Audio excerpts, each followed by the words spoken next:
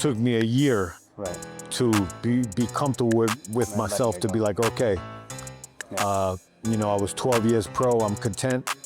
You know, I traveled the world, I won a world title with the International Fight League, fought the best guys of my generation, I feel. Yeah. And I'm content to say, you know what, next chapter. My guest today walked a road that most men wouldn't survive once, let alone twice. He grew up in the roughest part of Freeport, Long Island, got bullied as a kid, found wrestling, became one of the streets, ended up facing a felony charge and a jail sentence with no mattress, no heat, 4 walls he'll never forget. Most men don't come back from that. He did. He channeled every ounce of that rage and discipline into mixed martial arts and fought his way through the UFC, Strikeforce, Bellator, and the IFL, and became the IFL Welterweight World Champion. He went toe-to-toe with Georges St-Pierre, challenged for the Bellator welterweight title against Ben Askren, and spent over a decade as one of the most dangerous welterweights on the planet. Then he did something even harder. He walked away on his own terms, with his mind sharp, his name clean, and a vision for what came next. What came next was Hollywood. He didn't get handed anything. He showed up unknown, grinded through the stunts and bit parts, put in the same obsessive work ethic that built him in the gym, and it paid off. He shared the screen with Denzel Washington in the Equalizer 2. He's appeared in Daredevil with Donovan, Iron Fist, Lethal Weapon, NCIS, and in Roadhouse with Jake Gyllenhaal. They called him that scene and they filmed it at UFC 285 right here at T-Mobile Arena in front of the most hardcore fighting crowd there is. Now he's reprising that role in Roadhouse 2 alongside Michael Chandler, Dustin Poirier, Tyron Woodley, Stephen Thompson, Rico Van Hooven, and Michael Venom Page. He's not just a franchise, he's a name, reoccurring character in the biggest combat sports film franchise on the planet. From a jail cell on Long Island to a world title to walking onto a live UFC pay-per-view set with Jake Gyllenhaal, 3 lives, 1 man. Ladies and gentlemen, the actor, the former world champion, and one of the most quietly inspiring comeback stories in sports entertainment, Jake the Thoroughbred Hieron. Oh, What's up, bro? Good introduction. Yes, sir. I like it. Dude, like I've been wanting to sit down with you for quite a bit, and I think the reason I always wanted to was I knew there was a deeper story within you, and I just see how you would function at the gym.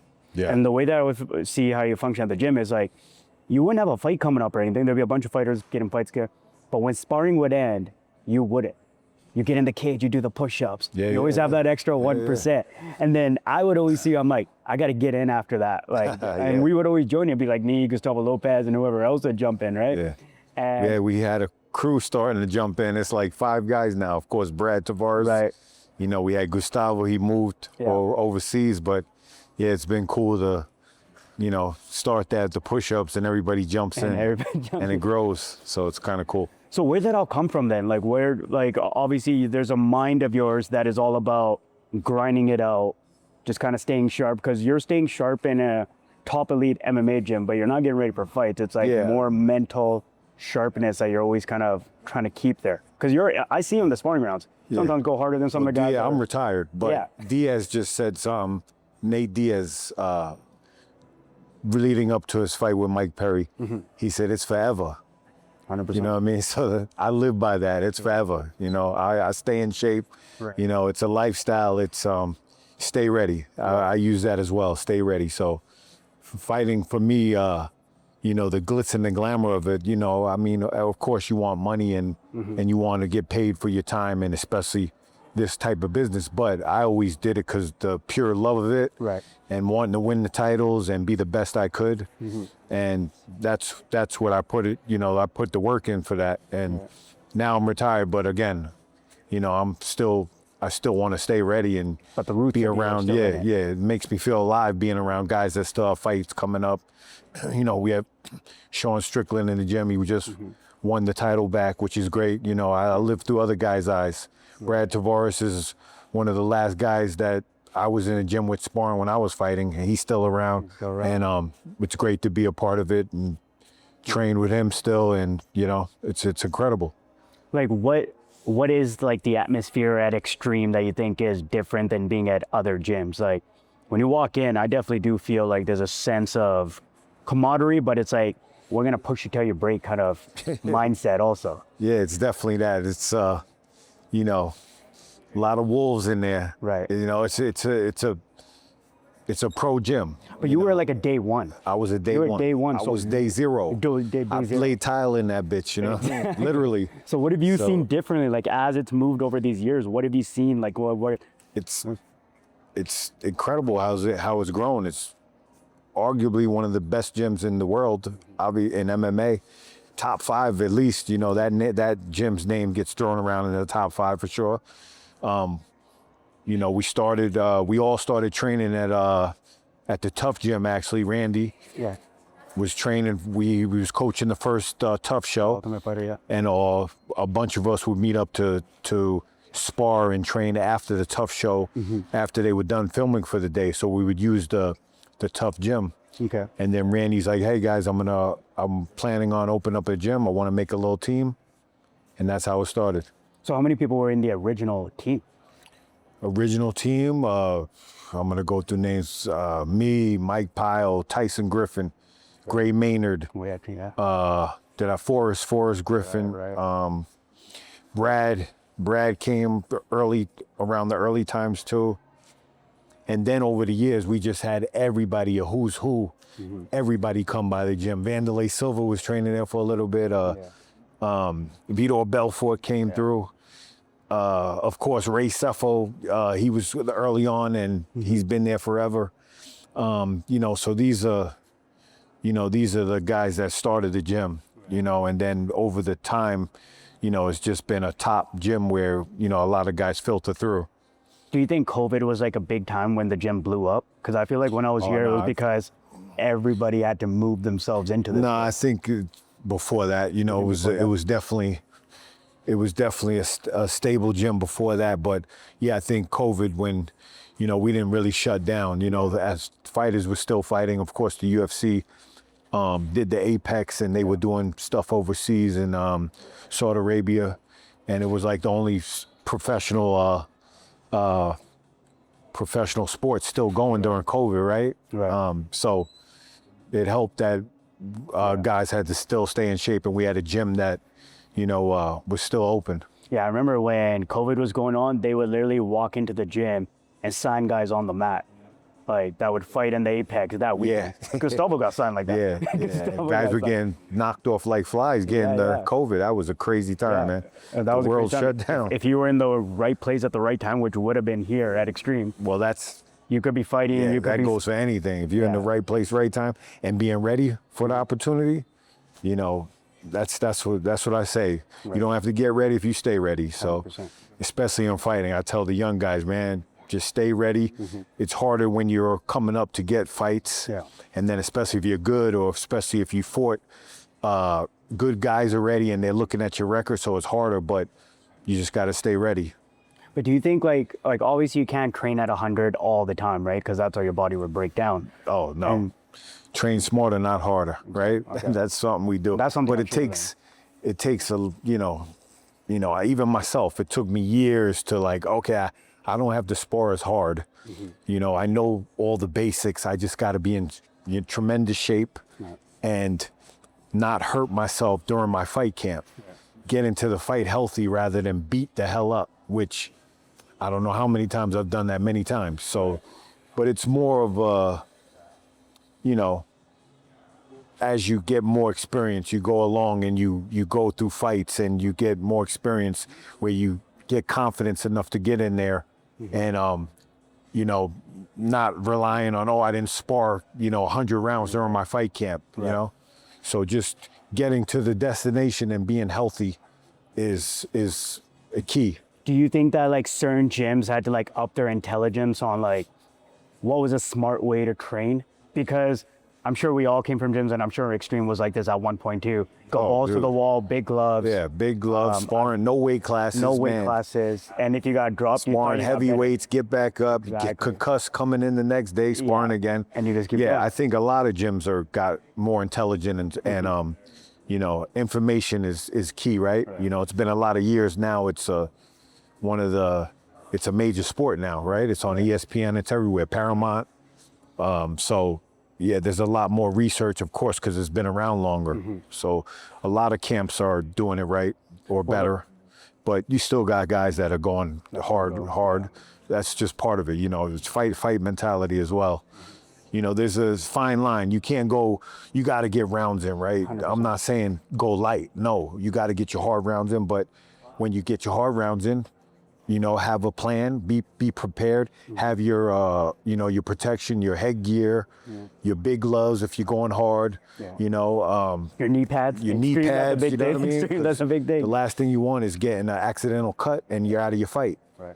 Or accidental cut and it's kind of healing, you get into the fight and it opens wide open. Yeah. It opens right up first round. So, again, it's the hurt business. So you're going to get hurt. Shit happens. Yeah. You know, you're going to get cut in training. You're going to tweak shit with the body, you know. The brain's not meant to hit the skull, right? Exactly. You know, you're getting hit in the head. So it's kind of like, you know, kind of have to find that balance. A little less, maybe a little, you know. But that's also training with smart guys. Maybe right? the first part of the camp, harder sparring, and then maybe the last couple weeks, lighten it up a little bit so you're fresh for the fight. I don't know. Everybody's different, so. Yeah, that's one thing I noticed when I started training out here was I'd never done small glove sparring before. Yeah. And I feel like that's honestly the best thing you can do. Really? Because with big gloves, it's like even when we were kids, we would fight our siblings or something. Just because of the size of it, we just think the other person can take more. But I've always gotten my worst injuries with big gloves, with boxing gloves. But with the small gloves, it's like, yeah, you get caught, you get protection stuff. But I also think it's so much more applicable. I noticed how much sharper I was going into all my one fights. Yeah. When I got signed to one is when I started training out here. And my whole style changed just based off doing small gloves out here all the time. Well, you have to do it, right? Because that's what you're fighting with. Exactly. You got to be practical. Yeah. You can't just fight big gloves all the time and you get in the cage and now you're fighting 4 ounces and you're not blocking right. I actually never do big gloves. Huh? I never do big gloves. It's good though. I still like big gloves for harder sparring where I agree with like headgear, shin guards, knee pads, and 16s, right? If you're going to start really going hard. Right. Have your partners set up where you have your round set up, and today is big glove day. We going hard, but be protected. So, because I don't care who you are, and guys do go hard with the little gloves, but you are holding back a little bit with the little gloves. That's my opinion. You're not trying to take a guy's head off 100% with a small glove. Unless you're one of the Mexican fighters. Yeah. Well, let me not say to everybody. Sean Strickland, he might be trying to take guys' heads off. 100%. But, you know, I just think both are good. And, you know, for me, if you could, protection is great just because I've seen it thousands of times over again, guys getting cut in training. Right. You've come up in several generations now of this game. Have you noticed the lasting damage on certain guys that you've trained with at the starting? Because you're one of those guys that CTE wasn't a big thing, but you seem to have walked away before it ever became a part of you in any possible way. Well, that was one decision when after my last fight, I fought Woodley, and that was belly per. I got Woodley clipped me. He's my dude. I like him. He's really good, the guy. He was in his prime at the time too. But he clipped me and I get in the back. I'm looking at my check and I'm like, you know, that I never thought about my health. You can't, right? Yeah, you can't. You can't be thinking, oh, am I gonna get hurt and this and that. But at the time, at that moment, I'm just like, you know, the money started to go down and I'm like, you know, I had the film side career going. I wasn't fully in yet. Yeah. I was, but I had 1 foot in, 1 foot out. Okay. I still wanted to be the best fighter I could be. Right. And I just told myself, you know what? Let me change directions for a minute just to see how this goes. Right. And I could always come back to this, to fighting. And but that was like the first time I started thinking about like I can't leave this game with my brain all mush and you know, or real damage to my body. Was there certain signs you started seeing in your day-to-day?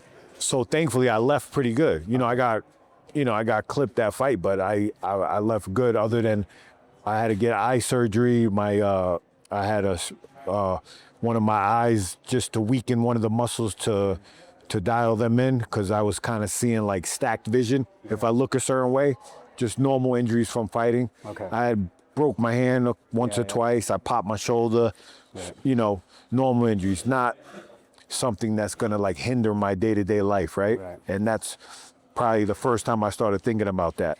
And as a fighter, you can't think about that, No, right? You can't.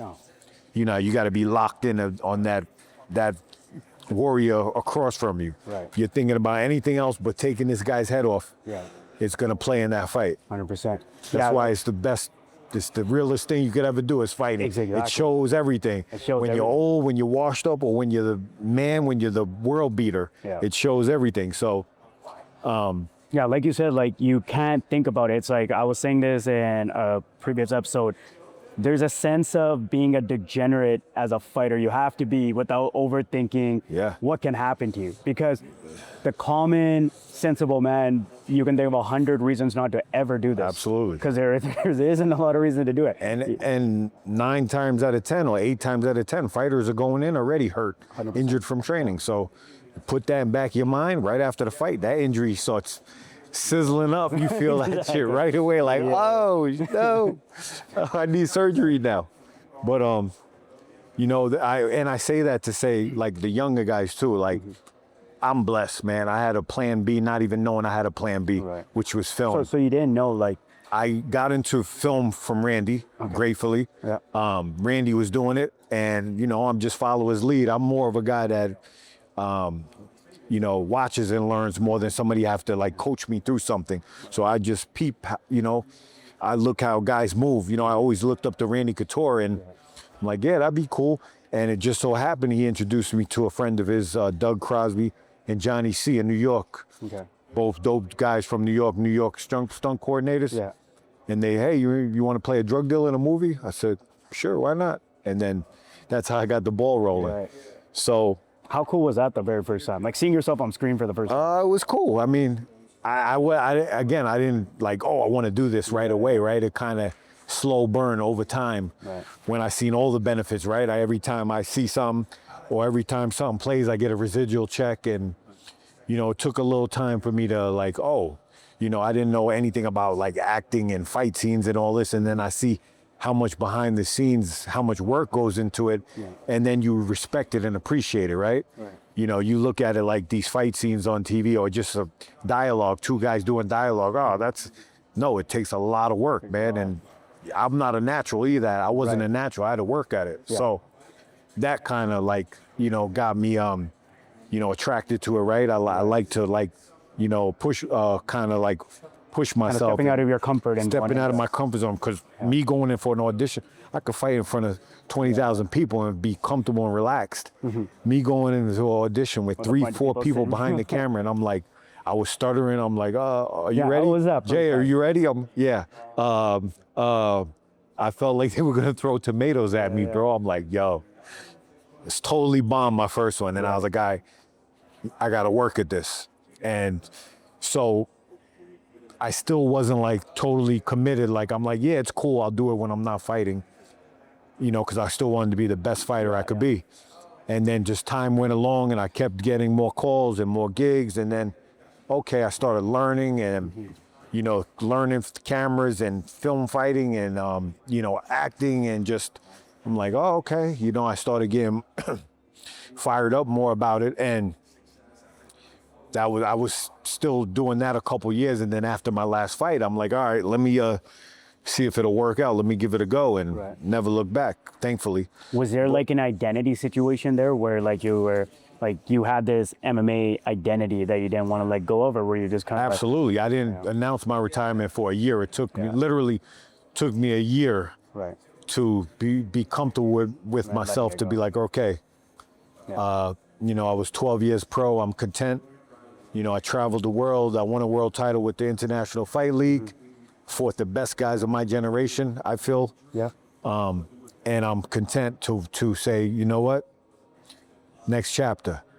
Very hard for an athlete, a fighter, or any athlete. NFL player, NBA player, Major League Baseball, NHL, race car driver, I don't care what. It's if that's your identity, it's very hard to walk away from. Yeah, I kind of feel like I'm kind of in that right now, where I'm kind of like, where am I in this? Because I've known for the last 18 years, this has been my life. Like, I've traveled the world based on MMA and even Vegas. Vegas only exists to me because of MMA. Outside of it, it doesn't do anything.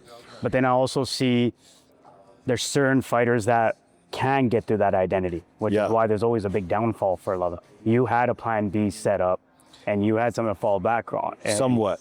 yeah, somewhat. But you had like Gracefully something to from lose you. the man up there, he showed me a light that, okay, 100%. this is cool. It gives me the same type of emotions, right? Right. There's nothing. I'll take it back a little bit. There's nothing like nothing getting like your hand raised in front of 20,000 people and just annihilating somebody, and you feel like the king of the jungle, right?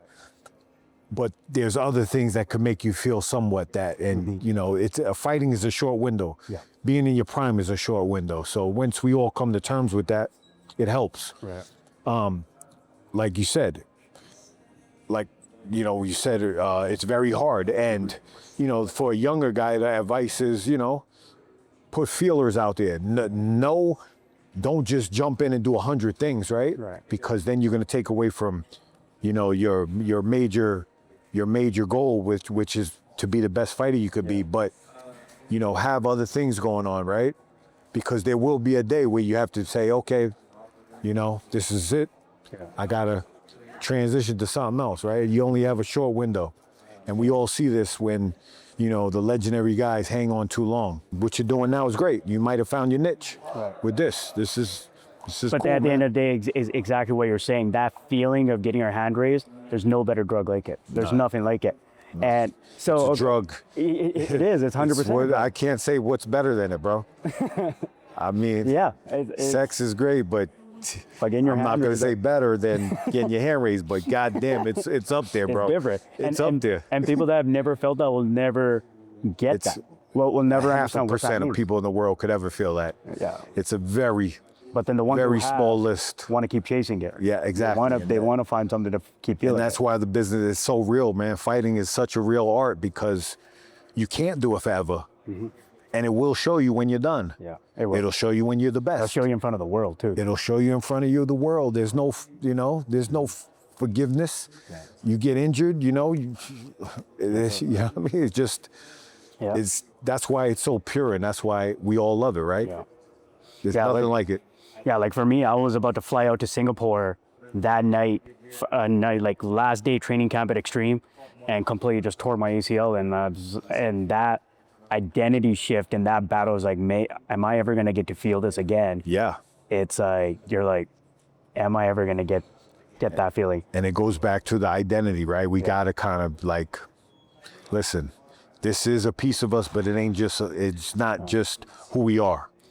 But You can't be stuck on that, right? We can't be stuck on that because it is a small window of time, and then we have to do something else. Not everybody makes the Conor McGregor money where they just walk off into the sunset, which he's even trying to fight again, right? He's trying to, because I'm sure he's gone around. Obviously, we know the stuff that he's taken and done, and I'm sure he's chased that feeling, that emotion that he gets from victory, and and none of those drugs, none of that stuff is letting him feel. So, yeah, I mean, but so again, a lot of guys, I'm gonna say 80% of guys have to do something else after fighting. Definitely. Right. Like, I don't care who you are, unless the 20%, I'll say it's bigger, it's more percentage now because a lot more guys are making the millions, but 80% of guys have to do something else after. So, you know, you still need your health. Right. What, like you say, like, you know, the walkout, the victory and everything, what was filming that scene with Jake Gyllenhaal? Like, was that somewhat of a similar feeling? Like, obviously it was choreographed and stuff, but you got to get in the cage in front of a real crowd. You got to do the weigh-ins, real weigh-ins. Full circle moment for me. It was probably like, that must have been a crazy highlight of my film career, and that shit was wild. And I got love, man. I mean, Dana came up, man, been watching you. You know, he's talking about the Equalizer too. He saw me in that, and he's just, you know, everybody from the UFC, because I haven't seen a lot of them in years, right? I've been retired a while now, so it was cool feeling to like them to come up, say, man, you know, you're doing your thing, keep doing your thing, and, you know, happy for me, which was cool. And then itself, the weigh-ins, you know, we got great reception, and one of the hardest things to do in film, a film fight choreography, is in front of a live audience, right? Because the hits they're not selling right. Yeah, yeah, so yeah. people, and they didn't know what was going on. They didn't know we were gonna film a scene, and we got, man. So they didn't announce it to the crowd at all? No, bro. We came out. UFC gave us 6 minutes, and they said, "Yo, you guys got 6 minutes, and that's Jake all you got." Gyllenhaal, and you just start walking out, and everyone's just like, Yeah, straight up. Yeah, even the weigh-ins. That wasn't like, kind of announced it while the weigh-ins were going on. Okay. Stay after. We got to move. We're filming a movie, but people weren't ready for that. And then again, I'm proud of Jake too. He did his thing because it's very hard for an actor. He's not a real fighter, but he's an actor, and he made it look amazing. It's a hard thing to do in front of a live audience. yeah. And it went well. The hits looked like they were selling. All the camera angles I seen, I was like, oh, that's good. So it was a cool experience. Full circle moment for me in my career. So, like, what's harder, choreographed fighting or just normal fight? Because I remember I went try to learn choreography. Compared fighting to a real? Well, like, there's 'cause no then you gotta comparison. A real flow fight with is a real fight, A real brother. fight is a real fight. But from a fighter trying to go into that. Okay, so we're talking about, yes, it's harder for a real fighter to learn that. film fighting because it's totally the opposite of, You're going with everything. you're not punching to hurt. You're punching for the camera right behind you. Like that camera's Yeah, here. yeah. Turn here for a second. Put your head here. Yeah. More a little bit. Okay, watch this. Just do this when I smack you. When we play that back later, it'll look like I hit you in the face. That's wild. So, yes. So again, it's like a real fighter. You're taught to tight and straight down the middle and punch you in the chin. Right. For the camera, you're taught to only punch for that camera to make it sell for the camera. Okay. So it's hard. And for me, I started doing it while I was still fighting, right? That's what I'm saying. So that must have been a weird balance. Yeah, but I kind of was, like I said, I caught, I like to learn, right? I always kept my glass half full. And when I started seeing how much work went into, behind the scenes of film, I was like, oh, okay, cool. Like, I want to learn, why does this work? Right. Why do I have to punch to make it sell on that camera? So I kind of like, was like a student, kind of like MMA. Yeah. I just wanted to learn. So it worked out. So you're always fighting for the camera. You're selling a certain scene. Yes, To the camera that's pointed at you. Yes, because if the camera will pick up everything. If I punch you, and that's why you see in like a real UFC fight, sometimes they show the different angle. Yeah. Because you're like, that didn't even look like you hit it. And then all of a sudden you see a guy's weight coming in and you see a guy turning over a little right hook. Right. Or overhand right, and you see it get hit right on the button. And that's was his force coming in is why he got hit. But on camera, on a film, you would never know that. You would never see that unless they had like 4 or 5 cameras around angles. So it's all about big punches, loopy punches for film. Yeah. That's nuts. Yeah. But being in that industry now obviously it's like you gotta know the people, right? You gotta know your shake hand, and it's a very person-to-person industry, right? Yeah, I And would say. so Networking. how hard is it to break into that? Because I've come up to you a few times for advice on this, but that time, I think I came to you the last time, I was still deep in my MMA career, and I knew I wanted to fully dedicate myself to fighting. So It's hard, man. I'll tell you, I can only equate it to like fighting. We're both fighters. What do you say is harder, right? I say this. People think I'm crazy. I say, what's harder, fighting or film? Well, if you want to be a champion, there's a way to get your way to the top, right? You keep knocking motherfuckers out. Yeah. It's kind of in your control. Yeah. It's hard to say it, but it is in your control, right? A little bit, right? A little bit, yeah. You keep knocking them out. You got to get the title shots. You're going to get the payday. Just keep knocking them out. In film, there's no knockouts. It's judges. Everything's up to somebody's decision. Okay. Everything. I could go in and knock out an audition. I could be the perfect guy for the role. It's still up to the judges. So I would say film, man. I mean, it's, because you're always waiting for somebody's decision to get the green light for the project, or the green light, for them to pick you for the project, or, there's no knockouts. That's great. Again, Yeah. I'm blessed. Thankfully, I've done okay. I didn't get a lot, there's a lot of stuff I don't get, but I'm doing okay, you know. I say this, what's meant for me won't miss me. So I live on that, and I don't stress the stuff that I don't get. Is it still like, is it still just as hard to get stuff as it was in the starting for you? Or is it now it's like where directors have gone comfortable with you, like, oh, this is the guy we want? Yeah. They, you know, again, you get networked in, and the more projects you do, you know, you get familiarized, and, you know, it becomes a little bit easier, but it's always a grind. It's never easy. You know, I'm always on the grind, but I live for that. Like we said, bro, that my whole DNA is strap my boots up, let's go, let's grind. You know, I'm back in the gym, like hitting the bag, push-ups after that. So that's my mind frame. So it's all good. When I'm not working, I'm in the gym. I keep myself sharp, and I keep myself level-headed. It's like church for me. Peel my layers off and become a new man. 100%. That's dope, man. Yeah. So do you think that comes up from the upbringing that you came up in? Like, you know, I read a little bit of your upbringing, and it's a unique upbringing. Yeah. Right?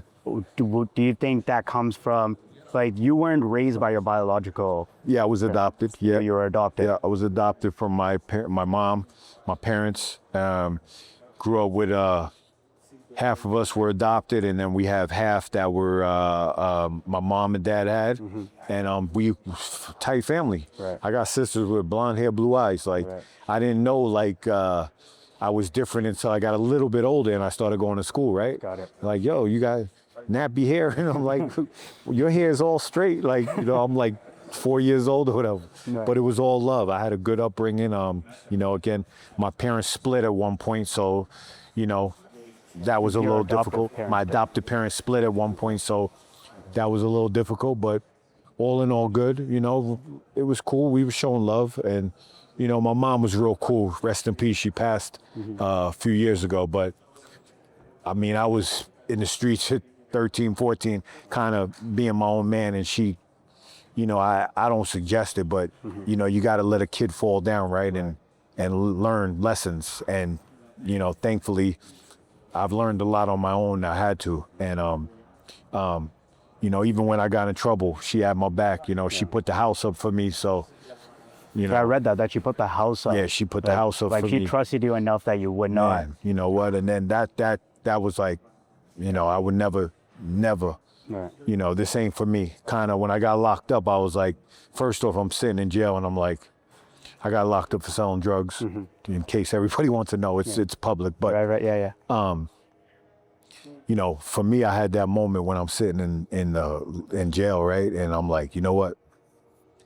I'm not a snitch, so I'm not gonna try to get lesser time to set somebody else up when I got in trouble. I knew the game when I got in it, and I'm sitting there. I'm like, this lion is not meant to be caged, right? I can't do it. I'm not in here talking war stories and this and that. I'm just like, I can't do it. So, and then my mother put up the house. So I'm like, you know, after that, I'm like, I can't. What jail was it? Huh? Like, was it like a really high-end jail? Like, was it one of? Yeah, somewhat, you know, it was decent enough to. Like at the wake-up call jail? Huh? Like at the wake-up call jail? Wake-up call for sure. Yeah. And like I said, I was ready to go. They had in New York at the time, they had this thing called Shock Program, which you could go to like an 8-month camp. It's like boot camp. Wasn't that like a CNN show too? Like where they take these kids and they... I don't know if they still have it around. It is a CNN show. But it's called Shock, right? Yeah, and it's like straight up military. They shave your head. Damn. And you wake up 5 a.m. in the morning and you fucking eat, sleep, shit, working out and fucking, yes, sir, like soldier. So this is how I got in MMA, right? What I'm thinking, you know, my dude, Phil Baroni, he's in some shit now, but... Oh, shit, we went to your friend. Yeah, we went to, he got me in MMA anyway, but he was fighting at the time and I'm doing my thing in this, and but so I'm getting ready to go, you know, I get bailed out, my mom puts the house up, and now I'm like, okay, I want to get this Shock program. I told my lawyer. You wanted to be in it? because I'm facing, I think it was 5 years or So if you something. did that program, it got decreased. I didn't get the program, so I was facing that. So my mom bailed me out with the house, put the house up, and now I'm waiting. Now I'm doing my court cases and stuff. But I was trying to, if I could get this 8-month shock program instead of going to jail, I would rather do that. So I'm like leaving that on the table with my lawyer, right? I didn't get sentenced yet. Yeah. So I'm already out on bail. So I'm like, okay, I got to get in shape. You know, I was never really out of shape, but I was kind of not wrestling anymore. This is after college, like after I, left college. I didn't finish my last year. I was ranked 3rd D1 in the nation. Crazy. And I got tough for smoking weeds. It was just a bad couple of years.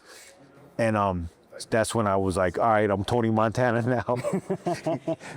I wrestled all these years, and I know all my friends are going to the NBA or NFL, and I had a dream of wrestling. MMA wasn't huge yet, right? Yeah. Now it would be like, okay, I'm gonna go to UFC or PFL or one of these top organizations, get paid. Back then it was like, there was nothing there. You could go to the Olympics. Yeah. What do you get for winning a gold medal? Nothing. 30 grand? Yeah. A Wheaties box? Yeah. Anyway, so I'm like, okay, I got kicked off the team for smoking weed, ranked 3rd in the country. Yeah. Cool. Threw my wrestling shoes away, mouthpiece, anything that had to do with wrestling. Didn't even talk about wrestling. You just were like... I was done. Yeah, I'm so stubborn. Yeah. And now, make money. Let's get money now. Biggie Smalls, kicking the door, waving the fork. I was wilding, bro. Thankfully, I'm not dead in the shit I did. Did you see people around you fall off? Huh? Like, did you see people around you get whacked off? Got arrested a lot. I got shot at in my car. Yeah, I was in dumb shit, man. Stupid. So, yeah, but I always had a feeling like, I was feeling like, this ain't, I shouldn't be doing this. So I know I did have that feeling in me. You should listen to your intuition, because I felt some, and then that's when this guy knew set me up. Anyway, moving forward, I keep bouncing around the story. When I was going through my court stuff, I was talking to my lawyer like, hey, if they want to give me jail time, let's take this shock. It's my first offense. So that's what was in his ear at the time. So I met back with Phil, and I was like, yo, I got to get in shape. Yeah. And that's how my MMA journey started, for that reason, not for any other reason. To be a world champion, not. It was to get in shape, to go to jail. That was my reason to get into MMA. I swear to God. That's wild. And but the crazy thing is, I went to this gym. Keith Trimble, love him to death. He's from Belmore Kickboxing. Okay. That's where I started my MMA, was with him. And he was a tough ass at the time too. Like, Phil was training with him, but he wasn't really paying attention to me, right? I'm just in there hitting the bag and stuff. I'm like, yo, man, in my mind, like, when's this guy gonna train me? He didn't even pay me no mind until like weeks after I came. Then he's finally seeing like, okay, this kid's real. And then he trained me for my first 5 or 10. I did a couple amateur kickboxing. I did some boxing. I did my 5 professional MMA fights before I moved to Vegas too. So, yeah, ended up getting probation. Okay. Thankfully. I had to go to my high school coaches, man. I felt like a piece of shit, dude. Like, because I had to get a bunch of letters of my character to go to the judge and submit all this shit. And, bro, these are like father figures to me. Russ Sullivan, Terry Hayes, and just to, like, look at them in the eye and be like, hey, man, I got in trouble. And, these guys, they had my back for years. They were like father figures to me, right? So were they still proud that you were holding yourself accountable to go through this, though? Say again? To go through that program, that you're holding yourself at least accountable at a certain point? Oh, I was ready to go to the program. If they didn't offer me the probation, I was going to the program for sure. We were going to try to get the program. It depends what the judge wants to give you. But thankfully, I had a lot of character letters, like from big people in Nassau County, where I'm from. I was a Nassau County champion, 3-time Nassau County champion. I won the nationals for Nassau Community College. Damn. And nobody did that before me for, I think it was 20 years before I won it. Now, after that, yeah. And Nassau Community College is like all the bad motherfuckers. Chris Weidman, me, I think Aljo, did Aljo go there? Bunch of guys that are in the Pretty good UFC. guys that came out of there. Yeah, it's a bad show. Crazy. Yeah, that's where a lot of UFC guys came out of there. So, yeah, I had to go to like all these people that I really looked up to, you know, tell them, hey man, I got in some shit, and you know, after all the work they put into me, it's like, I'm sorry, bro. Well, like, you know, but again, it made me like, you know what? I'm not, you know, I'm a solid guy, dude. Like, Yeah. you know, when I tell you something, it's for sure. Like, you could believe me, because if I say I have your back, I have your back. So that's why when that happened, I'm just like, you know, felt like shit. Yeah. But they all did the letters for me, and I ended up getting probation, and that was like, okay, I got a shot now. I'm not fucking this up. So you were really content with that. Huh? Like, you were content that once you got that opportunity that you were going to get yourself out of Fuck yeah, I was like, this is it. done. This is it. You know, some kids, I mean, again, like I said earlier, some kids need to fall down and step up. You know, that's why some kids, like trust fund kids, they never felt no hardship in life. Yeah.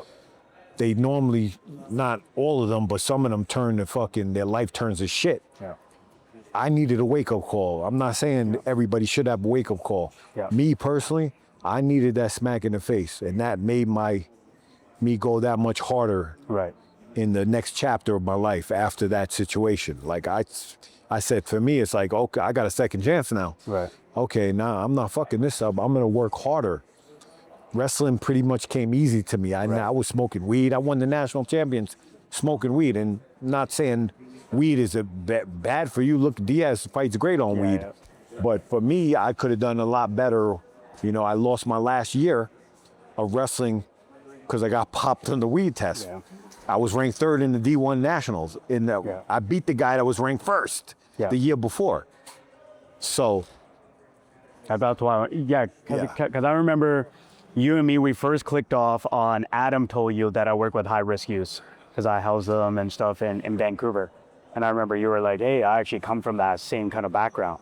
Yeah. Like, you know, and exactly the story that you're telling me is a couple of the kids that I've taken care of. And it's like that second chance where they have to fall and they get back up. I respect you, do, for opening your home too, man. That's solid. Like, but not a lot of men would do that.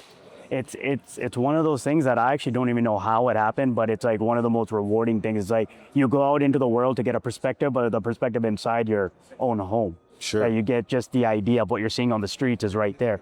But like one of the kids I had was the same thing. He was out on the streets, always like, you know, just living off of $10, always asking me for money. And now he's working a full construction job, 6 figures. I run into him at the mall and stuff, and he's still like family. He's part of my brother's wedding, he's part of our wedding. It's awesome. And it's like, sometimes like you just need that support system behind you to get you through. And just look at yourself, man. Like, I'm sure. I mean, but let's be honest, man. It's up to the individual as well. You gotta take accountability. Yeah. And I mean, you only get a certain amount of opportunities, right? Or chances. Right. You can't be just fucking up. That's like me in my situation. My mother putting up the house and then me going fucking off again. Possibly getting her house taken from her. That happens, right? In real life, that does happen. There's a piece of shit people. So yes, again, we goes back to some kids need a smack in the face, but also you have to learn and take accountability and be able to change your ways and your life and look in the mirror and be like, listen, I got to do better. Yeah. If you don't do that, then it's a wrap. It's like eventually for some of them, it does click. Like it clicked for you. Yeah. It was like, the kid that we had, he carjacked us. Like, he's like, we would catch him on Snapchat. He would take off with our Benz. Like, he knew where we kept the keys. Damn. And he knew what time we went to bed, and he knew how to take the keys. And we caught him on Snapchat. And now we laugh about it. Like, we were just laughing about it last week with him. We were like, do you remember? He got a couple of shots, that kid. And now he's doing good? Yeah. Oh, yeah. He's solid now, man. Good like, he has his own car, bought his own car, working his own job. And we're still there to support him and stuff like that. God bless. And then, but you're an amazing example of that. Like, look, you're through the MMA world to the Hollywood world, but you started grinding, nothing, baby. And grind was the simplest formula. Nothing given. That's another thing. No, you got to grind, bro, because nobody cares. You got to go hard, and you got to be ready for the opportunities, right? 100%. So you got to just a lot of doors close. Just keep pushing, keep moving forward, and if you're ready and they're not opening, there'll be a chance where you could kick one open and you're ready, and then you'll get the shot you wanted and that you're ready for. Right. That's dope, man. One of the final things I always ask people is, if today was your final day, if today was the day it was you and me, our final day in this world, what is the legacy you want to leave behind? What do you want to be remembered for? Whether it's through MMA, whether it's through the stunt, whether it's through as being a family man, what do you want Jay to be remembered as? What do I want people to remember? I don't know. A solid person. Solid person. You know, that's it. You know, everything else is whatever. Just, you know, when I look at certain people, I'm like, that's a solid man right there. Or that's a solid person. That's it. That's something like that. I'll be cool. Like, for myself personally, I get that from you like right away. And it's why I was always chasing you to get you down here, because from the day I walk into the gym, you always embrace me just like you embrace everybody else. But it was, the respect was built on the work we put in next to you. Yeah. We're doing the push-ups. If I join, you know, there's a certain respect that was being built over time. Like, you know, this guy puts it in, and it's like, and I can say that you've been a solid guy since day one. And I've seen the way that you've climbed and the way things you've done. I'm like, I aspire to be in certain positions such as that also. Yeah. You know, the doors, but I know the formula that it took you to get that was grinding it out. Right? It wasn't something that was handed down. It's been definitely not handed down. Still working, still grinding, man. That's it. Nothing's happened. After this, my last gig, I'm grinding for the next one. So exactly. And then I wouldn't change anything either. In between, you're in the gym, sparring, staying sharp, doing your thing. Love it. I love it. It's not old school mentality working in the new world, bro. Say again? It's the old school mentality, but still functioning in the new world. Old school. Cowboy. Bro, thank you so much, man. This has been an absolute pleasure. Hell man. yeah, I'm happy you got me on, bro. Yeah, you're a huge role model to me, man. You really are. Appreciate in a lot of different fields. You too, man. I respect everything you're doing, bro. You're killing it. Thank you.